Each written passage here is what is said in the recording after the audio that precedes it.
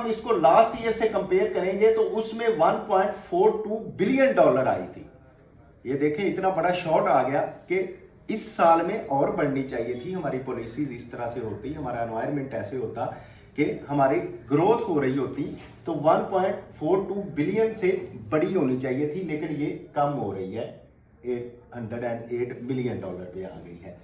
अगर मैं सिर्फ दिसंबर की बात करूं, दिसंबर 2025 से अब जो डिक्लाइन आ रहा है वो 134.7 मिलियन जो है वो दिसंबर 26 में डिक्लाइन आया है। तो ये भी इंडिकेटर अच्छे नहीं हैं।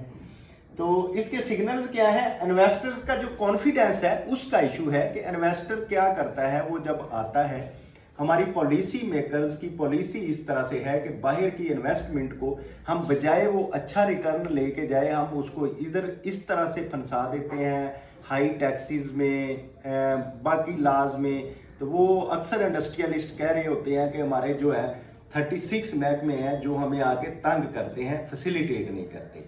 तो ये पॉलिसी मेकर्स को एनवायरनमेंट इस तरह से बनाना चाहिए कि अगर आपका बाहर से इन्वेस्टर आता है तो उस पर इतनी टैक्सेस की भरमार ना करें कि वो इकॉनमी मजीद सुकड़ जाए, बल्कि उसको मौका मिलना चाहिए कि वो फूले। जितना ज़्यादा इकॉनमी टैक्सेस कम होंगे इकॉनमी फैलेगी, जितनी इकॉनमी ज़्यादा फैलेगी उतना ज़्यादा हमारा नौजवान जो है वो एम्प्लॉयड होगा, उतनी ज़्यादा मुल्क में तरक्की होगी, एक्सपोर्ट बढ़ेगी। तो वो कॉन्फिडेंस जो हमारे इन्वेस्टर का है वो अब ख़त्म हो रहा है, जिसकी वजह से इन्वेस्टमेंट जा रही है।